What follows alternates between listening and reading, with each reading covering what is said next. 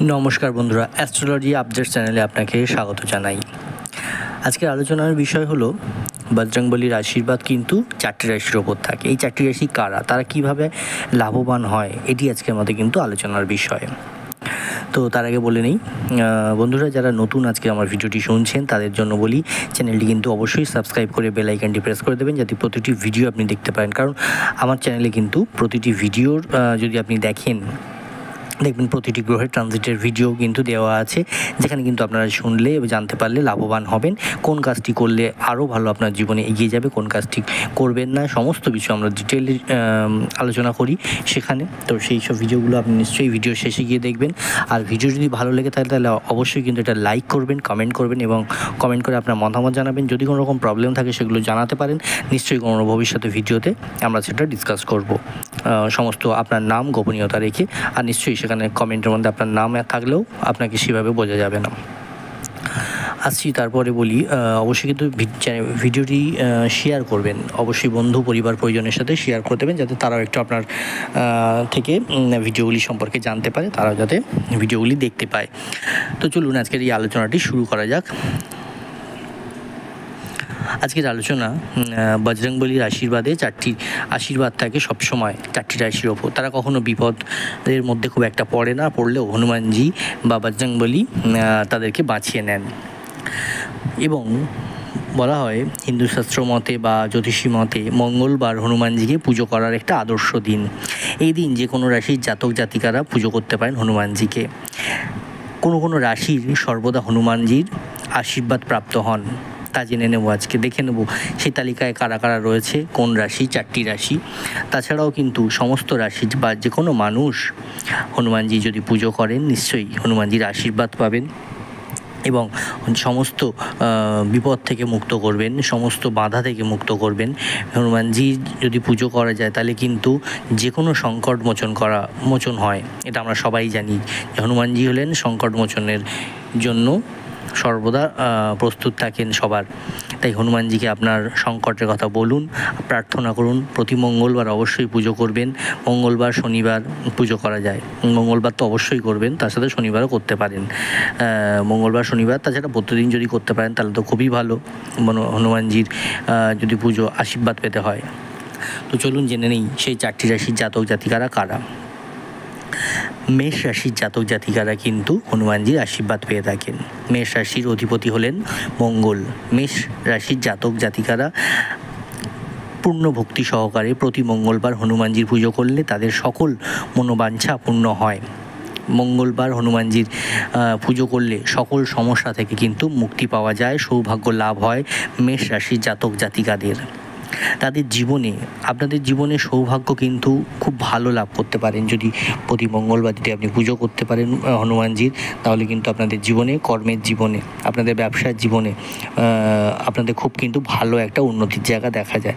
এবং সর্বোপরি যেটা বলবো যে আপনাদের যে কোনো রকম জীবনে কখনো যদি কোনো রকম বিপদ আসেন তাহলে একবার হনুমানজিকে স্মরণ করবেন, কারণ আপনাদের ওপর, মেষ রাশির জাতক জাতিকাদের ওপর হনুমানজির আশীর্বাদ কিন্তু সবসময় থাকে। তাই আপনি যদি তাকে প্রার্থনা করেন তাহলে কিন্তু আপনার জীবনের প্রতি মুহূর্তের যে কোনো বিপদ থেকে কিন্তু আপনাকে নিশ্চয়ই হনুমানজি রক্ষা করবেন। আসছি পরবর্তী রাশি তথা দ্বিতীয় রাশি সিংহ রাশি। সিংহ রাশির জাতক জাতিকাদের কথা বলবো।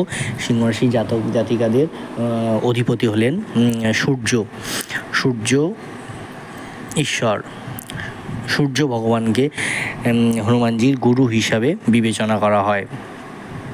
সূর্য ভগবানকে হনুমানজির গুরু হিসাবে বিবেচনা করা, তাই সিংহ রাশির জাতক জাতিকাদের উপর হনুমানজির বিশেষ আশীর্বাদ রয়েছে। এই রাশির জাতক জাতিকারা যদি মনে থেকে বজরংবলী বা হনুমানজির পুজো করেন, তাদের কিন্তু সমস্ত মনস্কামনা বা সমস্ত কর্ম কিন্তু বা সমস্ত রকমের ইচ্ছা পূরণ হয়। তাই হনুমানজির পুজো করা কিন্তু অবশ্য কর্তব্য আপনাদের। এবং এই সিংহ রাশির জাতক জাতিকাদের জীবনে নানান সমস্যার অবসান কিন্তু ঘটাতে পারেন হনুমানজি। কারণ আপনাদের অধিপতি, রাশির অধিপতি হলেন সূর্য। সূর্য যেমন আপনাদের একটা খুব পাওয়ারফুল একটা কি বলবো আপনাদের অধিপতির দেবতা, তেমনি তার সাথে সাথে রয়েছেন হনুমানজি। তাই হনুমানজির আশীর্বাদ কিন্তু আপনাদের উপর সর্বদা থাকে। আপনাদের যারা পড়াশুনো করছেন তাদের কথা বলবো, সিংহরাশির জাতক জাতিকা যারা পড়াশুনো করছেন তারা অবশ্যই কিন্তু প্রতি মঙ্গলবার কিন্তু হনুমানজির পুজো করতে ভুলবেন না। তাহলে কিন্তু আপনাদের পড়াশুনোর দিকে প্রচণ্ডভাবে আপনারা উন্নতি করতে পারবেন, প্রচণ্ডভাবে কিন্তু আপনাদের মনোযোগ বাড়বে, প্রচণ্ডভাবে আপনাদের ভালো হবে হনুমানজির পুজো করলে সিংহরাশির জাতক জাতিকাদের। বৃশ্চিক রাশি আসবো তারপরে। তৃতীয় রাশি হচ্ছেন বৃশ্চিক রাশি। বৃশ্চিক রাশির জাতক জাতিকাদের অধিপতি হলেন মঙ্গল। মঙ্গলের পুজোযোগ্য দেবতা হলেন হনুমানজি। মঙ্গল পুজোযোগ্য দেবতা হলেন হনুমানজি, অর্থাৎ মঙ্গলের যদি পুজোযোগ্য কেউ হয় দেবতা, সেটা হচ্ছেন হনুমানজি। বৃশ্চিক রাশির জাতক জাতিকাদের সর্বদা হনুমানজির আশীর্বাদ ধন্য হন। বজরংবলীর আশীর্বাদে এই বৃশ্চিক রাশির জাতক জাতিকাদের প্রতিটি কাজে কিন্তু সাফল্য পান এরা। প্রতি মঙ্গলবার হনুমানজির যদি পুজো করতে পারেন, আপনাদের জীবনের সমস্ত বাধা কিন্তু দূর হয়ে যাবে। এবং যারা ব্যবসার মধ্যে আছেন বা যারা ব্যবসা শুরু করছেন তারা অবশ্যই কিন্তু হনুমানজির পুজো করতে ভুলবেন না। এবং হনুমানজির বা আপনার ব্যবসা স্থানে কিন্তু হনুমানজিকে নিশ্চয়ই রাখবেন, তাহলে কিন্তু আপনাদের যে কোনো বাধা বিপত্তি থেকে মুক্তি পাবেন এবং খুব আপনাদের উন্নতি হবে। আসছি পরবর্তী তথা চতুর্থ রাশি কুম্ভ রাশি। কুম্ভ রাশির অধিপতি হলেন শনি দেবতা। এই শনি দেবতা, আমরা জানি যে শনি দেবতা যদি একবার কারোর দিকে সুনজরে তাকায় তাহলে কিন্তু তার সোনায় সোহাগা হয়।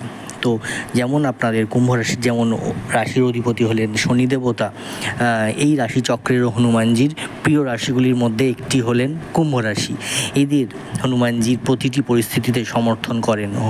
কুম্ভ রাশির জাতক জাতিকারা সর্বদা হনুমানজির আশীর্বাদ পান।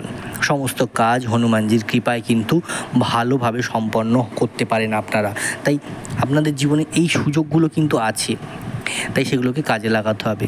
এবং কুম্ভ রাশির জাতক জাতিকাদের কখনও কোনো রকম আর্থিক সংকটের যদি সম্মুখীন কেউ হয়ে থাকেন তাহলে অবশ্যই কিন্তু, যদি হয় না সচরাচর আর্থিক সংকটের মুখে পড়ে না কখনো, কিন্তু যখনই যদি পড়ে থাকেন তাহলে একবার কিন্তু হনুমানজি স্মরণ করবেন, হনুমানজিকে প্রার্থনা করবেন, নিশ্চয়ই কিন্তু আপনি সেই আর্থিক সংকট থেকে কিন্তু মুক্তি অবশ্যই পাবেন। আর অবশ্যই এই যে সুযোগগুলো আমি বললাম চারটি রাশির জাতক জাতিকাদের, যে আপনাদের কি করলে কি ভালো হবে, তো সেই সুযোগটাকে আপনাকে কাজে লাগাতে হবে। আপনার কিন্তু ভালো আছে মানে ধরুন আপনি বাড়ি বসে বা ঘরে বসে সেই ভালোটা পেতে পারবেন না, আপনাকে পেতে হলে সেই কাজটা করতে হবে। আপনার যেগুলো বললাম কোন দিকে করলে ভালো হয় হনুমানজির পুজো চারটি রাশির জাতক জাতিকাদের, তো আমি সেটা বললাম কিন্তু।